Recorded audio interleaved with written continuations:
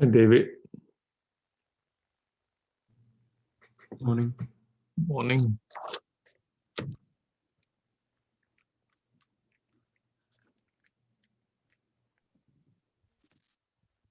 Hi, Michael. Hello. You guys want to turn on your camera?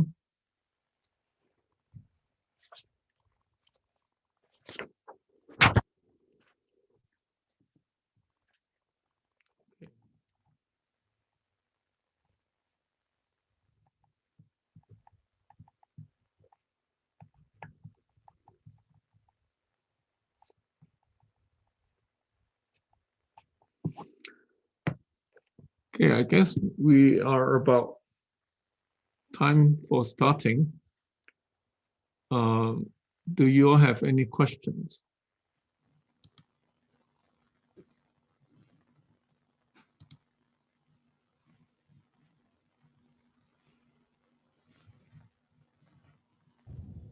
Hi, Jane.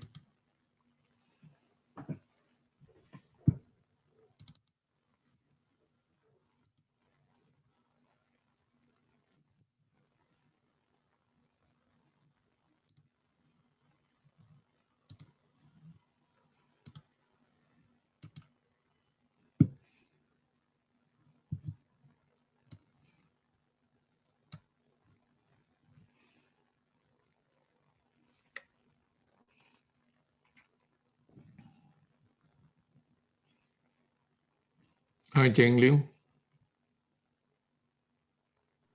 Hi, Professor. Okay, let's get started.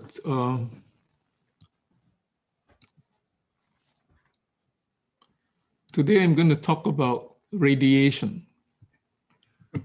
And I'm going to talk about far-field approximation, as well as local plane wave approximation, and some of the other relevant topics. So I think I've shown this video before, which shows that if you have a dipole, time oscillating or changing with time, then the electromagnetic field cannot keep up with the change of the charges. The current is flipping back and forth between the two ends of the dipole. And essentially the electromagnetic fields have to be torn off from the source point, as you can see. And that's how radiation happens. And radiation happens only if the charge accelerates. So the physicists like to say that the radiation is due to acceleration of charges. And if you have a point source moving in space, you can show that the wavefront, here the wavefront is a field, but here the wavefront actually changes into not quite a sphere, not concentric sphere anymore. And then if the charged particle moves really fast, then the wavefront has to be torn off from the source point. And this is known as the Cherenkov radiation, also spelled Cherenkov. We will not talk about Cherenkov radiation. This is very much like the case of when you see a duck swimming in the pond. The duck would make a wavefront that looks something like this. And if the duck swims really fast, the wavefront will look like this. You can say this of a jet plane, a duck, or a supersonic jet.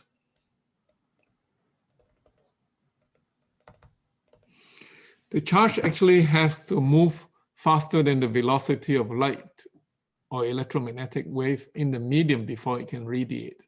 So this is the case where you start to see the wavefront being torn off from the source point.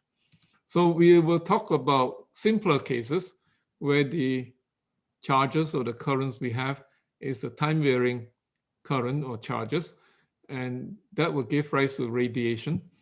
And we have worked this out previously using all the complicated mathematics that we have learned before. for instance, we say that, well, if you have a current, you can find the vector potential A,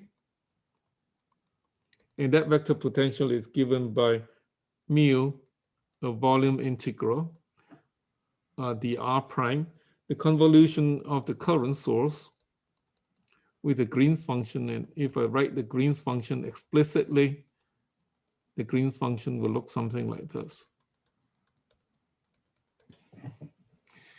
And hence the vector potential can be found mathematically. It says that once you know J, you know A.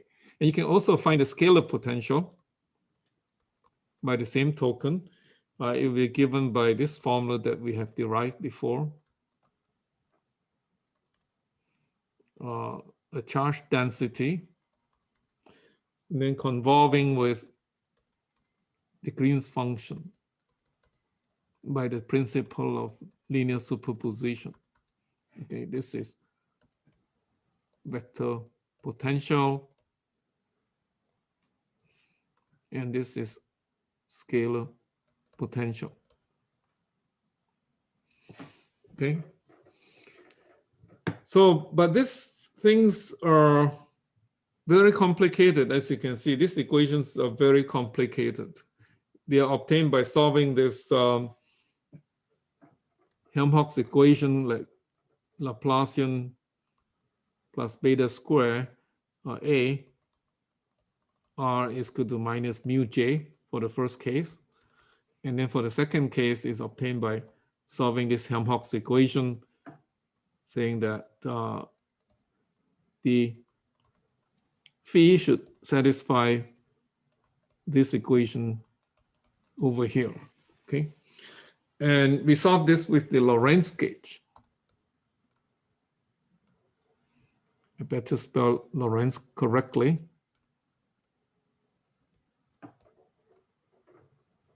So are there any questions regarding this? This is regurgitating old knowledge, okay? Then if we can regurgitate this old knowledge, we can, given any current, we can find the far field. And I like to revisit the point that we have put in a very simple current source here, which is a Hertzian dipole.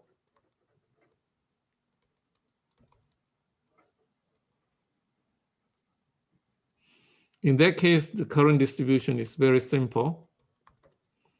It would be a dipole pointing in the z direction multiplied by delta x, delta y, delta z.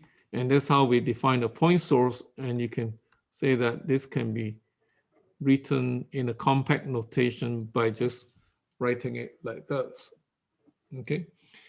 And you can put in more complicated functions if you want, as you have done in your homework. That is, you can put a more complicated functions of z there to indicate that instead of in a point source, you might have a filamental current source in the z direction. And then this is your x and the y direction. And there is a sinusoidal distribution of the current source in the z direction that is not point-like. And then you can find that distribution with the function b of z. And then you would have to perform these integrals. And one of the things that you do in performing this integral is that these are delta functions in the x and the y direction. But if you plug that in the integral, you will get that this is actually non-Hertzian. Okay, this one is non-Hertzian. This one is Hertzian.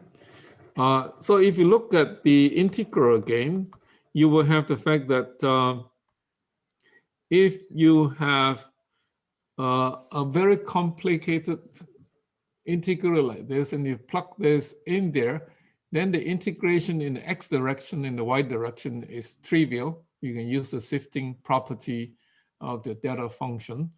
But then the integration in the z direction would be very much more complicated. But you can make an assumption. You can make an assumption that that z prime, this would be plug in with the prime variables, when you plug it into the integral, you can assume that you don't have to perform all the integration in its great gory detail, okay? But the fact that you can assume that you need only to integrate over the current, but you are going to assume that this part becomes simplified. Let me put this R somewhere else. Okay, over 4 pi R.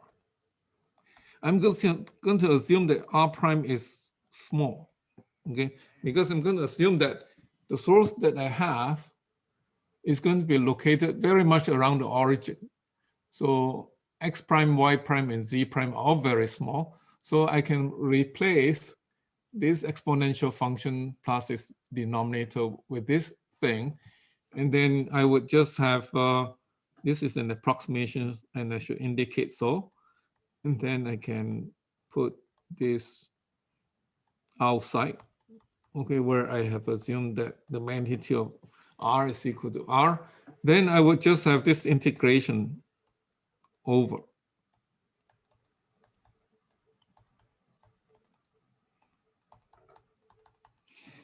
And there's no more dependence on X prime and Y prime and Z prime on this term, so I can pull it outside.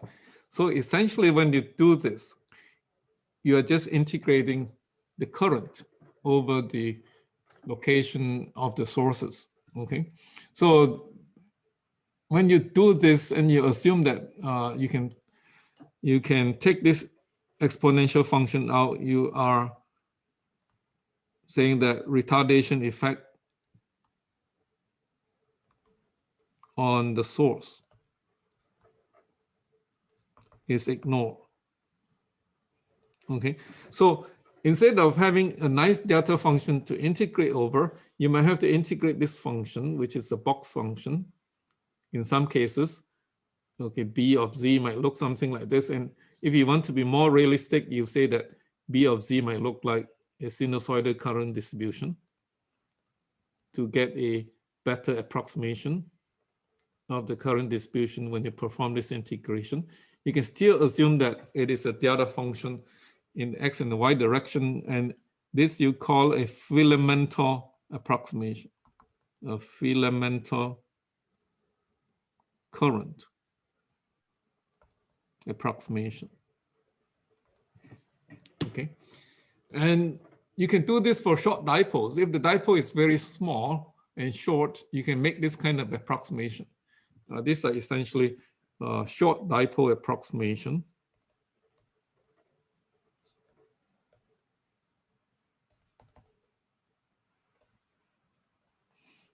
And effectively what it says is that the radiation of the field is proportional to the area, the effective area or volume of the current, not having to account for the interference effect or phase retardation effects. Are there any questions regarding this? Okay. So the next thing we like to do is actually to do something better than this. We are not going to throw out this phase factor completely, like in this short dipole approximation. We are going to account for the effect of this phase variation. And we cannot do this integral very well. We cannot perform this integration very well, except when we are in the far field. Okay, so we are going to make some far field approximation. When we do far field approximation, we are going to do something using this picture. Maybe this picture is a good picture to copy again.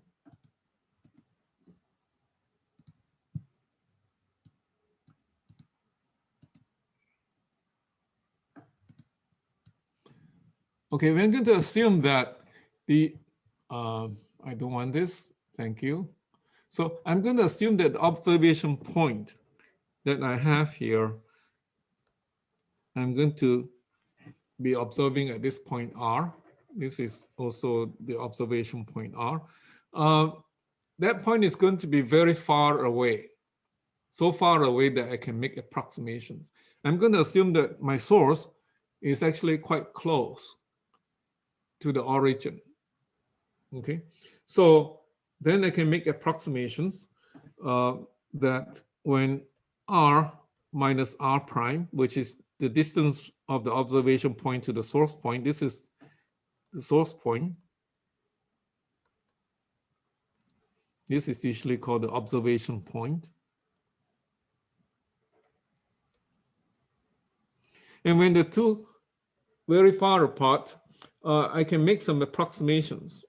The approximations being that I can use the parallax method. You can see that when this point is very far away, R minus R prime, if I were to draw a parallel line, maybe it would be more clear if I were to draw a parallel line.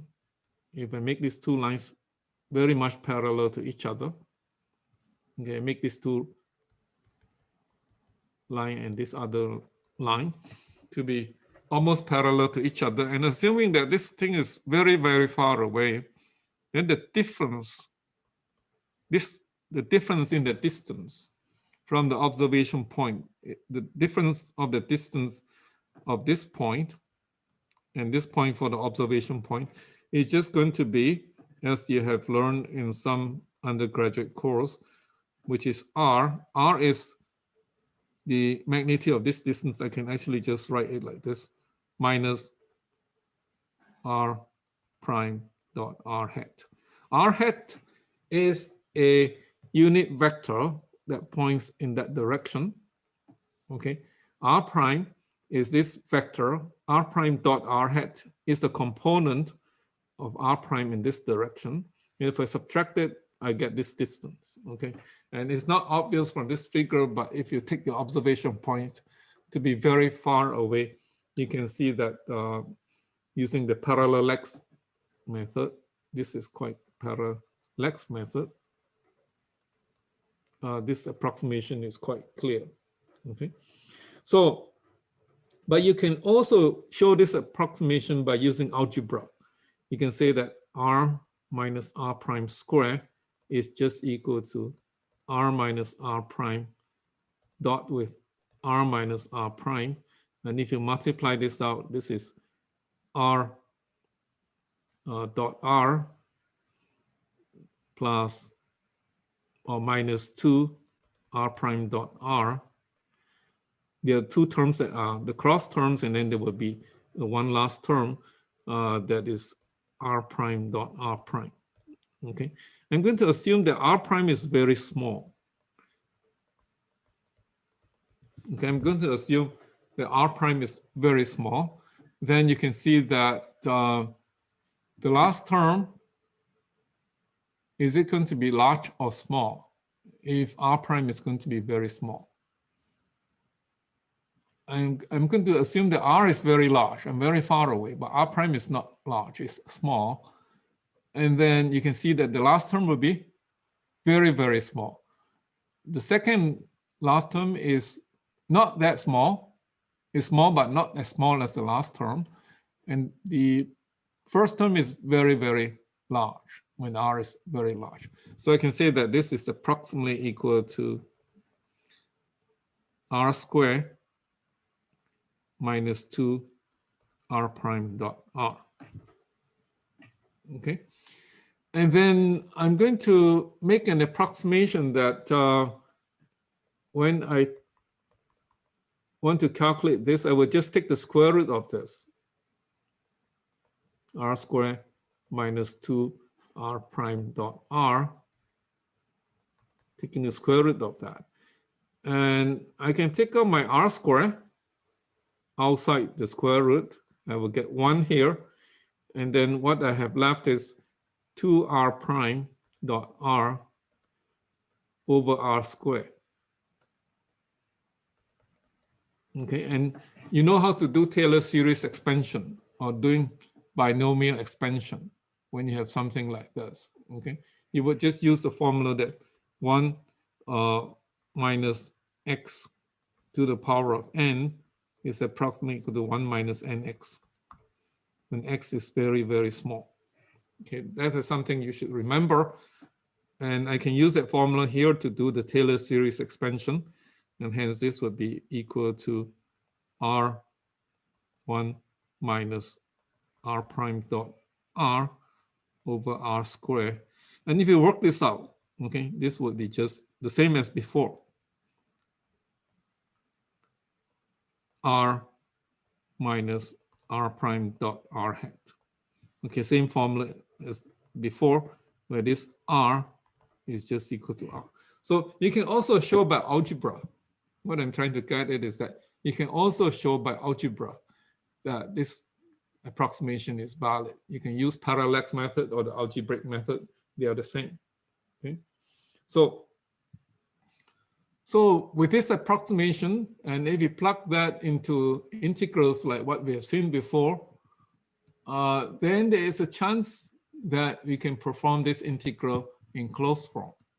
Okay, let's see that if we can perform that integral somewhat, not in closed form, but in some simplified terms, so that we can get physical insight into what is happening here. Here is actually a figure of it that shows the parallax method more clearly. Okay, let me put this out there.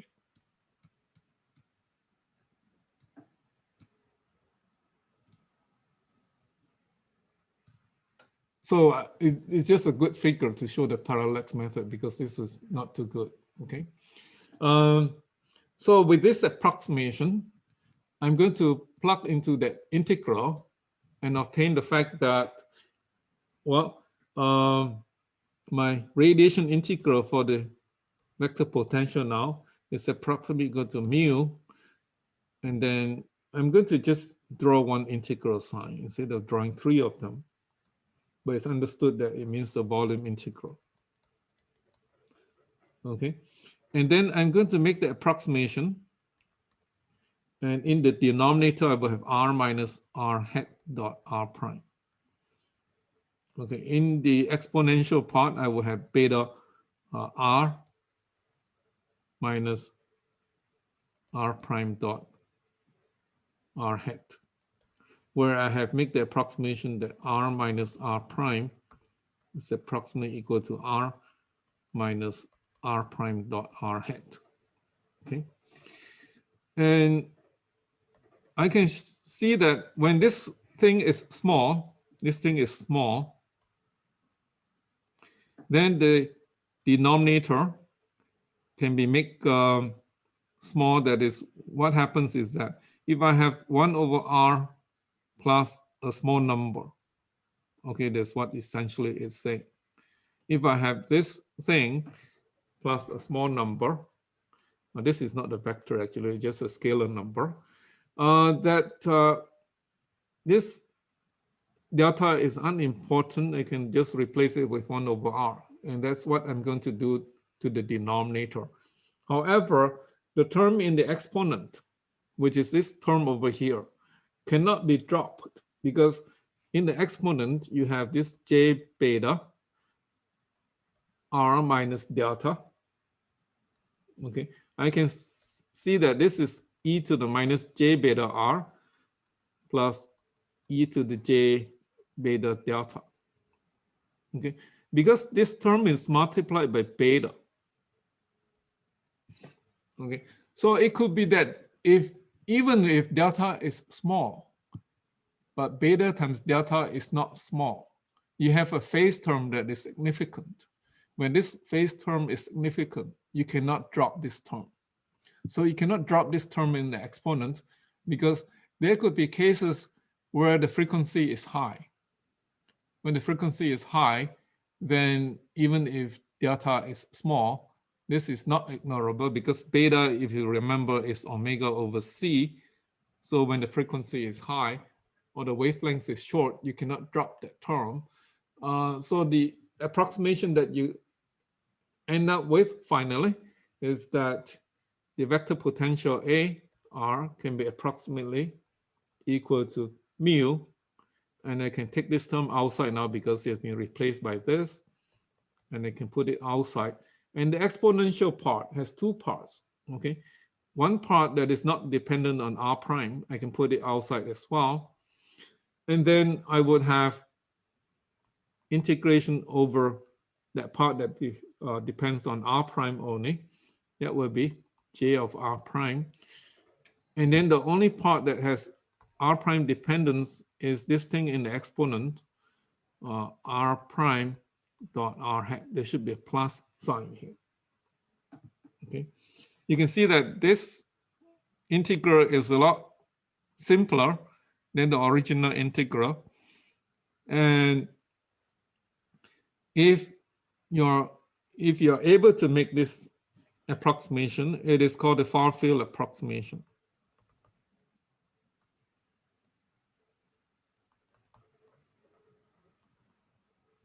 Okay, it's called the far field approximation.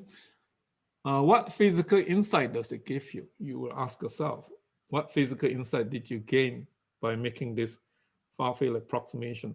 Well, this last integral that you have, if I call my beta, a vector beta, to be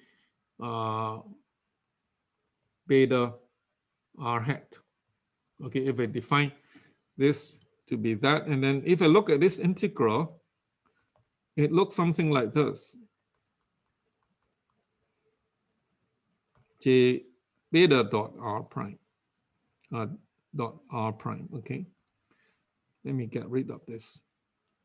This is, can you see that if I make my beta to be this beta times r hat, then the exponent is just that. And then I have something integrating over r prime.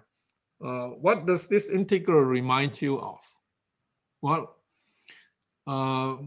it should remind you of something that you are familiar with before as an undergraduate. If not, I will just write down my beta in Cartesian coordinate. I can write my beta as x beta x plus y beta y plus z beta z. And then I can write my r prime in Cartesian coordinate as well, x prime plus y prime plus z prime. And then this integral would be just dx prime, dy prime, dz prime over the total volume. J, which is a function of x prime, y prime, z prime. And if I write out the exponent in its full glory, then I would have just something like this, x prime plus beta y prime plus beta z prime. Okay, so what does this integral remind you of? If you stare at it hard enough, what kind of integral would you call this? Anybody? Anybody can stare at it hard enough and have an epiphany and say, wow, this is something I have learned before. What kind of integral is this? Anybody?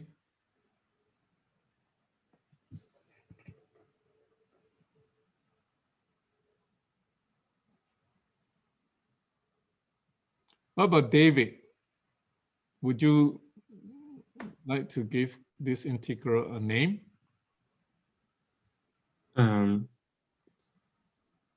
Looks kind of similar to like a Fourier. Right, it's a Fourier transform integral. Yeah. Very good. Okay, because you integrate over x. If you think of it in one dimension, you will just have x prime, and then you can set y prime and z prime to be 0, and you will just have a one-dimensional Fourier integral. But this is a 3D problem, so you have to integrate over 3 dimensions. And because you have to integrate over 3 dimensions, then this is actually a 3D Fourier transform integral. We are actually taking the Fourier transform of the current distribution when we calculate the far field. Okay, and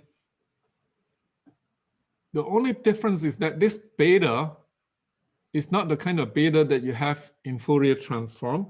It is a special kind of Fourier transform where the Fourier variables here are beta x, beta y, beta z, and they have to come from this beta vector.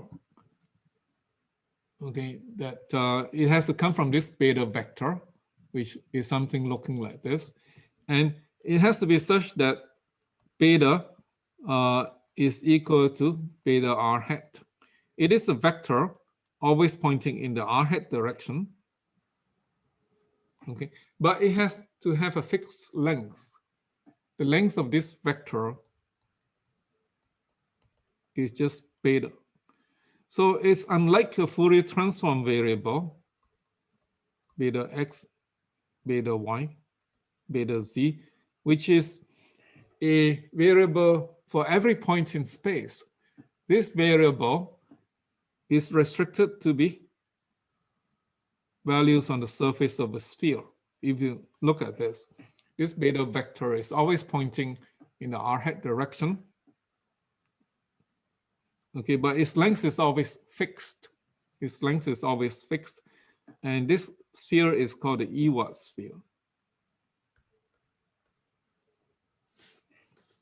Okay, so it's a special kind of Fourier transform where the Fourier transform variables are restricted to be on the surface of a sphere. Okay, are there any questions on this? This is very different from a true Fourier transform. In the true Fourier transform, then beta x actually runs over these values.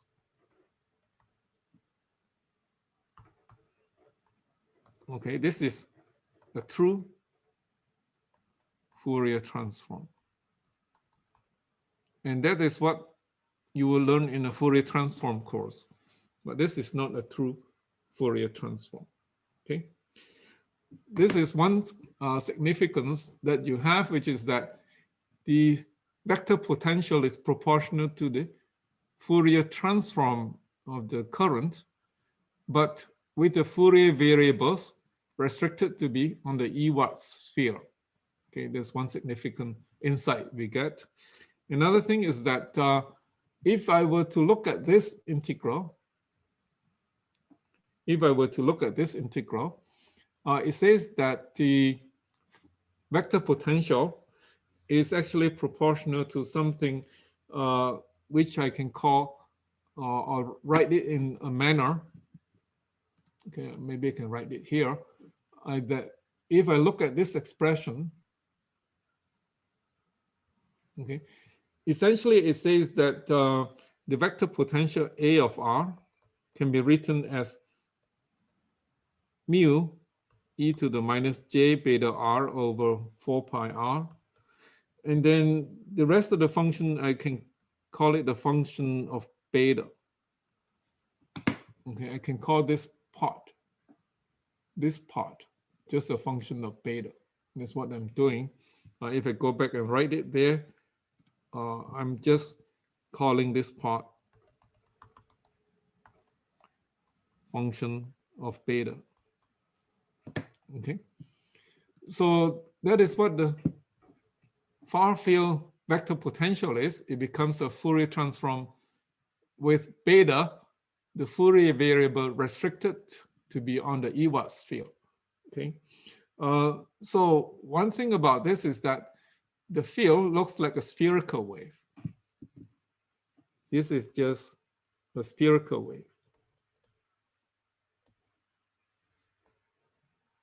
So in the far field, the vector potential looks like a spherical wave. And if you look at this function, the picture of this, if I look at this function more carefully, let me put it here. I have a picture below. Let me pull this picture out.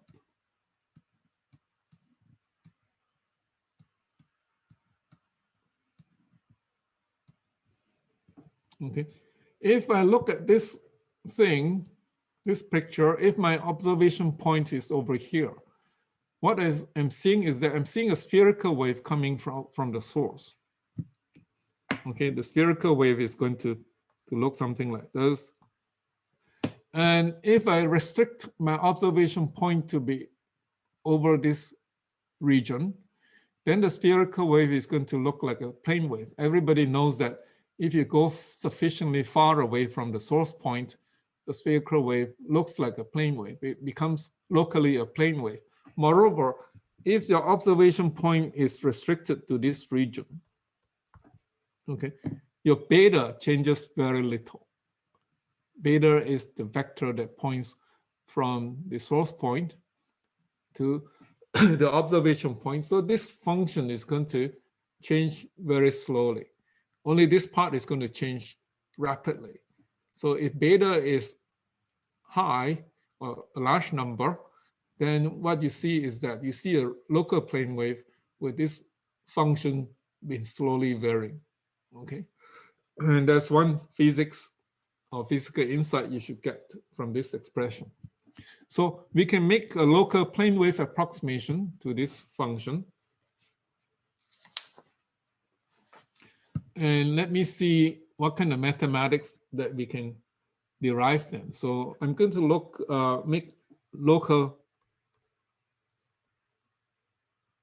plane wave approximation. And also make local plane wave physics. And see if local plane wave physics come out from it. So what I have is that I know that the H field, once we know the vector potential, we can find the H field using this formula. Okay, I'm going to assume that the delta is going to be resembling that of a plane wave. So it can be replaced by this, okay, where beta is r hat beta. Because I'm so far away, the physics of this is going to be like a plane wave. Hence, whenever I have a del operator, we learned earlier in the course that when a del operator operates on a function that behaves like a plane wave, then that del can be approximated by j beta. But in this case, beta is the direction of the plane wave propagation. Okay, so this is called the plane wave approximation or the far field approximation.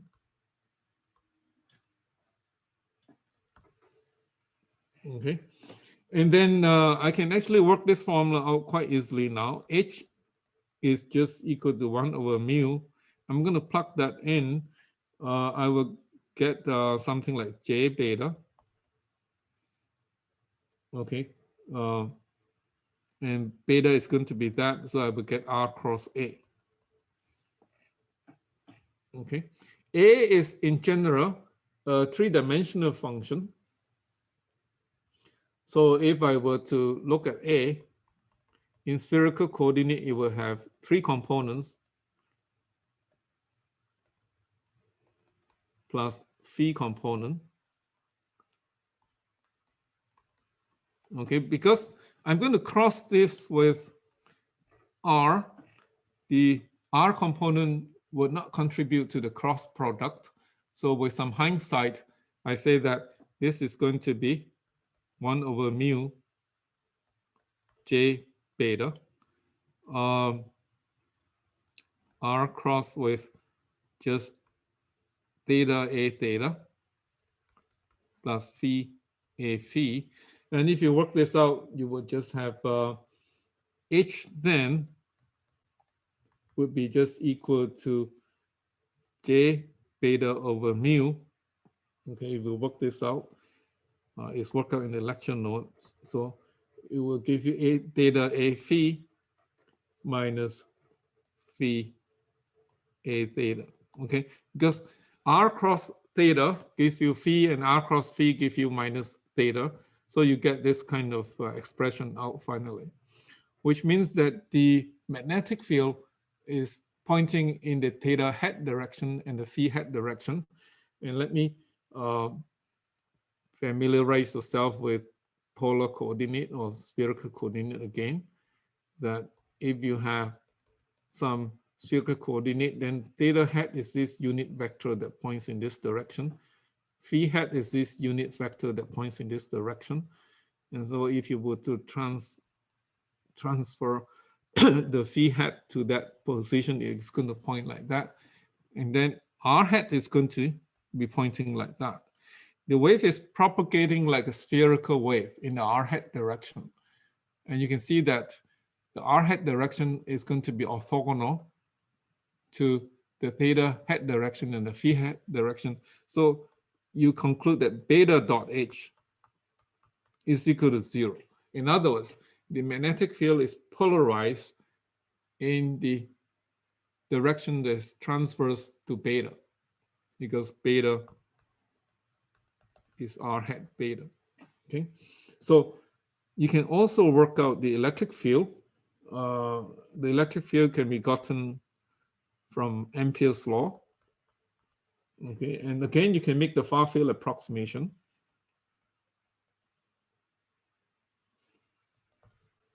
Beta cross h. Okay, you can make this far field approximation over j omega epsilon. And if you have gone through the algebra, you will get that this thing is actually j omega theta a theta plus phi a phi.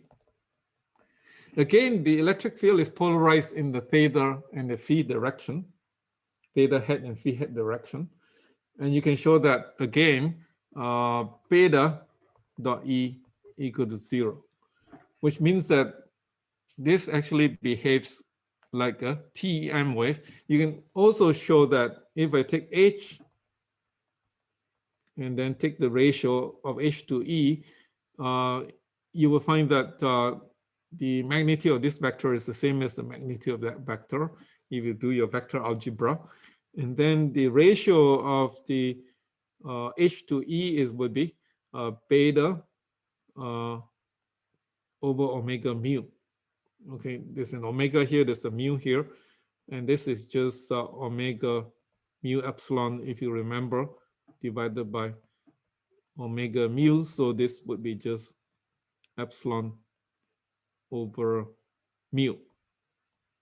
Okay, so this is like the ratio of current to voltage. So it has the dimension of 1 over eta, and eta is something you should remember, which is 377 ohms. So you can see that the spherical wave actually behaves like a plane wave in the far field. Okay, are there any questions regarding this? If not, let's move on to something in addition to local plane wave approximation. Let's look at the pointing vector.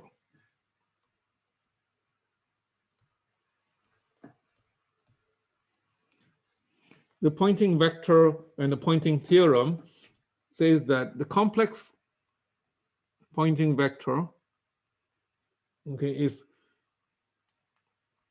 going to be E, the phasor E crossing with the phasor H. And there's something that you should know. And we know that there is some relationship that if you have an instantaneous pointing vector, I wouldn't put it under tilde underneath. It will be this crossing with that. So these two are different quantities. One is complex, the other one is real. And the second one allows you to take time average. That is, since it's a function of time, okay, I can take time average of this thing. And you can show that, as we have shown before, this is half the real part of the complex pointing vector, which is half the real part of this complicated expression that you should put in there. Okay, so there's something that we should regurgitate. Sorry, there should be a complex conjugation over here. I should put in the complex conjugation.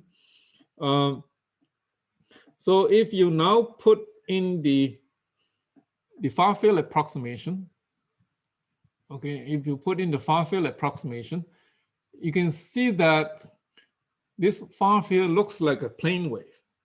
It looks like a plane wave, which means that S is going to be looking like that of a plane wave. You can either write it as this square or you can write it as 1 over 2 eta h squared. Okay, let me see. Okay, because they are looking like plane waves. So you can make this plane wave approximation. Let me see if this v squared over r, I squared r. Yeah, to get the dimension right, I always think of this as proportional to I squared r loss give you power, and then v squared over r give you power as well. So the dimensions are okay. And then you can now plug in this expression for h, or this expression for E, and you will find that if you take the cross product of this E cross H has to point in the beta direction because they are like plane wave. So without much thinking, you can clearly say that E cross H is proportional to the beta direction, which is pointing in the I direction. So the complex pointing vector is actually pointing in the r hat direction, and you can take the time average of this thing, which would be proportional to the real part of this quantity. But you can easily show that this part becomes completely real and becomes completely radial as well. So you very quickly can show that S, if you were to take its real part, in the far field would be something that only has a radial component, okay?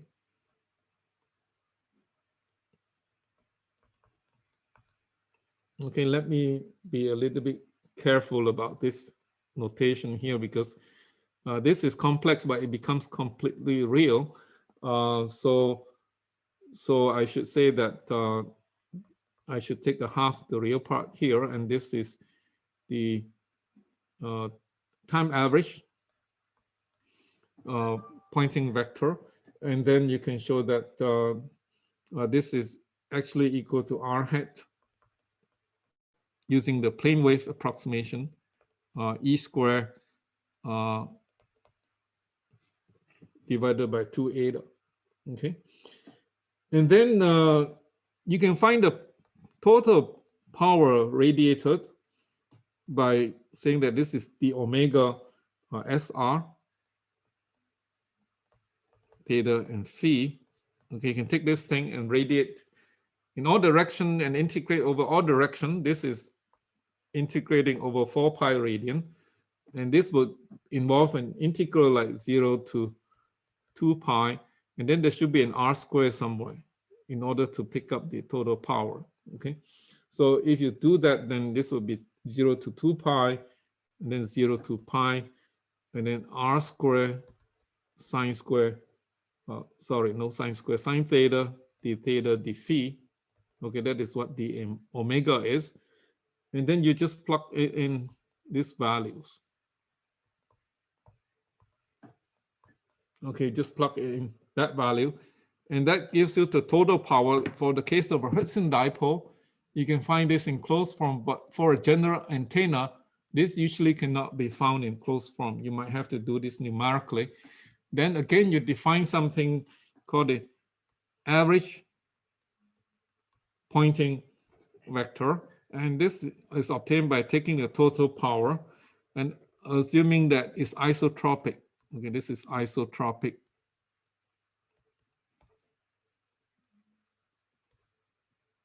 Radiation power density. Okay, and then you can define what is called a directive gain function that we have defined before, and that would just be theta phi, which is SR theta phi over S average. Okay, this is called a directive gain. And it turns out that you can also define the concept of an effective aperture. Effective aperture is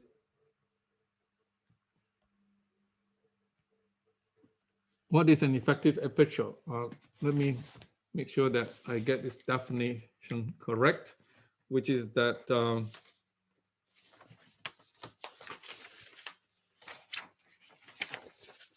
that if you assume that you have a plane wave incident on an antenna, okay, your antenna might look something like this, okay?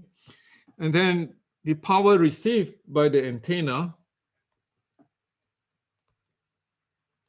is defined to be the power incident times the effective aperture, okay?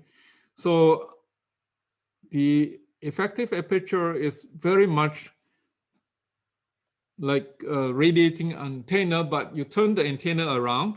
Instead of making it into a radiator, you make it into a receiver.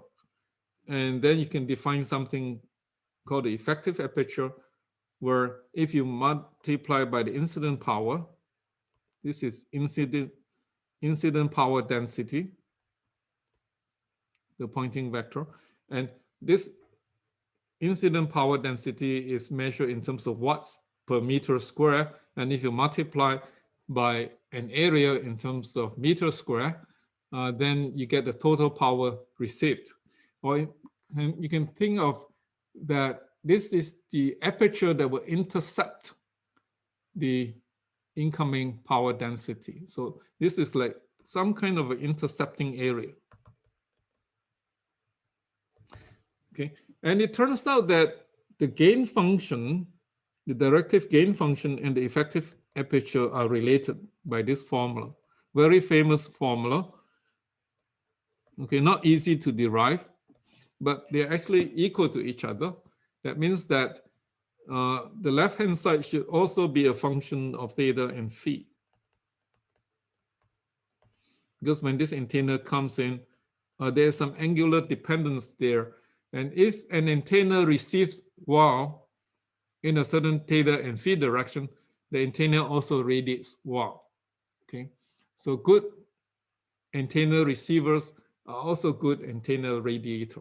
Okay, this is the gain formula that can be proven by reciprocity.